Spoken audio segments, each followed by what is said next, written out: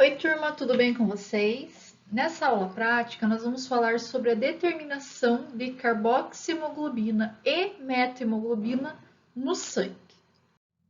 Primeiramente, o que é a carboxihemoglobina e a metahemoglobina? São alterações na hemoglobina que não deixam o oxigênio se ligar a ela. Então, nós vamos ver um pouquinho, relembrar, sobre a carboxihemoglobina, porque eu já falei sobre ela para vocês, e vamos ver o que é mesmo essa alteração que ocorre na metahemoglobina que não deixa o oxigênio se ligar. Então, relembrando a carboxihemoglobina, ela acontece quando a pessoa tem contato com alta concentração de monóxido de carbono no meio ambiente. Então, pode ser devido a incêndio, por exemplo. O que acontece? O monóxido de carbono ele tem uma afinidade muito maior pela hemoglobina, em torno de 300 vezes mais do que o oxigênio. Então, quando nós temos alta concentração de monóxido de carbono, ele vai se ligar à hemoglobina e não vai deixar o oxigênio se ligar.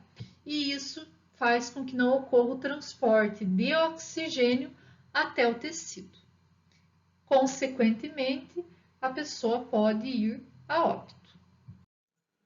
A metahemoglobina ela pode ocorrer por causa congênita ou adquirida. Então, vamos relembrar, lá na nossa hemácia, nós temos 4 moléculas de hemoglobina. No centro dessas moléculas, nós temos o ferro no estado ferroso. Aqui, o oxigênio ele se liga reversivelmente. Então, quando a hemácia está no pulmão, o oxigênio se liga. Quando ela chega no tecido, o oxigênio desliga, liberando-se, sendo liberado, para o tecido, para a respiração celular. Mas, se esse ferro sofrer uma oxidação, nós teremos o ferro no estado férrico. Quando a hemoglobina apresenta ferro no estado férrico, nós temos uma mudança alostérica nessa molécula, fazendo com que o oxigênio dificilmente se ligue e quando ele se liga de forma irreversível, ou seja, a hemoglobina não consegue liberar esse oxigênio no tecido. Tá? Então, consequentemente, nós vamos ter uma dificuldade de enviar o oxigênio para os tecidos. Isso pode acontecer normalmente no nosso organismo. Nós temos enzimas que fazem que a hemoglobina no estado férrico, com ferro no estado férrico, seja reduzido e volte a ter ferro no estado ferroso. Mas, como eu falei para vocês, devido a causas congênitas ou adquiridas, nós podemos ter uma indução nessa oxidação. E isso pode acontecer devido a alguns medicamentos e também a alguns agentes químicos. Então, diversos agentes químicos podem fazer com que ocorra uma indução na produção de metahemoglobina, como, por exemplo, o benzeno, o cobre bivalente, naftalina, nitrofenol, podem fazer com que ocorra essa oxidação. Tanto a análise de carboxihemoglobina como metahemoglobina vão ser realizadas no sangue. Então, vamos começar falando da carboxihemoglobina. Fazemos a coleta do sangue usando o tubo contendo heparina ou EDTA e fazemos a preparação de 3 soluções diferentes. A primeira solução é a solução de tampão fosfato, onde nós vamos preparar uma solução 0,01 mol com pH de 6,8. Segunda solução, solução hemolizante, onde diluímos a solução tampão com água em 1:10, 1 da solução para 10 de água, e fazemos a solução diluente. Nessa solução, nós vamos dissolver 50 mg de hipossulfito de sódio em 40 ml de solução tampão.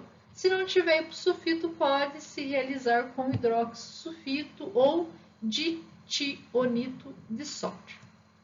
A partir do momento que nós já temos as soluções preparadas e o sangue, nós vamos então realizar a amostra. Em um tubo de ensaio, iremos adicionar 12 ml de solução hemolizante mais 0,1 ml de sangue. Tampa e agita com cuidado. Retiramos aqui 0,4 ml do hemolizado, adicionamos em outro tubo de ensaio, juntamente com 4,6 ml de solução diluente. Também tampa, pode dar uma agitadinha e deixe em repouso por 10 minutos. Então, realizamos a leitura em 2 comprimentos de onda, 420 e 432. Nós, então, com a leitura, realizaremos o cálculo para saber a porcentagem de carboxihemoglobina presente no sangue. Para isso, nós precisamos utilizar alguns fatores. Eu já coloquei aqui o valor dos fatores para vocês, é só substituir na fórmula. A absorvância precisa ser observada, que aqui a gente não vai colocar a absorvância diretamente, e sim iremos calcular. Então, o AR é igual à absorvância de 420 dividido pela absorvância de 432.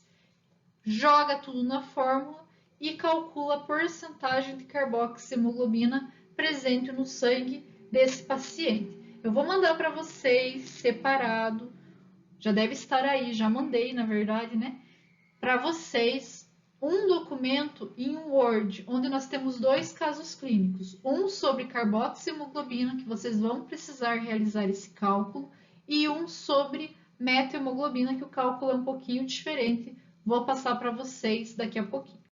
Para a determinação da metahemoglobina, como eu falei para vocês, também vamos realizar em sangue. Então, colhe-se a amostra em tubo contendo heparina ou EDTA. Aqui nós também vamos preparar 3 soluções.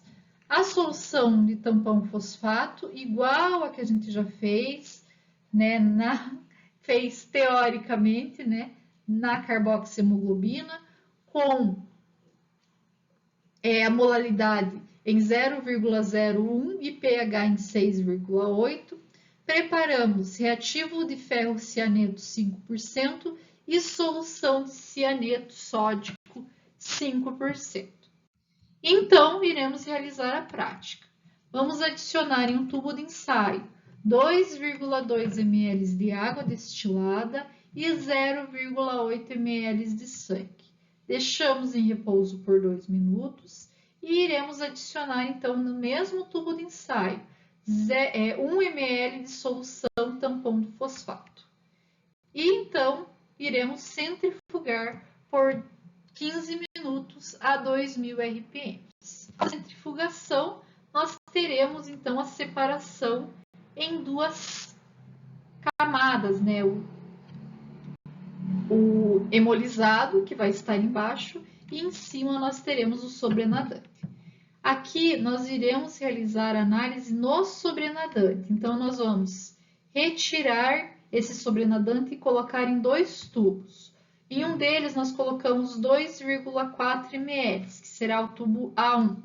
E no outro, nós colocaremos 200 microlitros, que será o tubo A2. No tubo A2, nós iremos adicionar ainda 2,2 ml de ferro cianeto. Iremos deixar em repouso por 1 minuto e realizaremos a leitura em 432 nanômetros. Depois, o tubo 1 vai passar a ser tubo 3 e o tubo 2 passará a ser tubo 4. E então, iremos adicionar a esses tubos 100 microlitros de solução de cianeto de sódio e realizaremos novamente a leitura em 632 nanômetros. Então, realizaremos o cálculo da porcentagem de metahemoglobina no sangue. Pegaremos a absorvância de A1 menos a absorvância de A3, dividido pela absorvância de A2 menos a absorvância de A4, vezes 12. Tudo isso vezes 100 para saber a porcentagem. 12 é o fator de diluição, tá bom? Esse cálculo vocês vão utilizar no caso clínico número 2. Certo, pessoal? Se precisarem de alguma coisa, me mandem mensagem, me perguntem, estou à disposição. Um bom trabalho e até a próxima aula.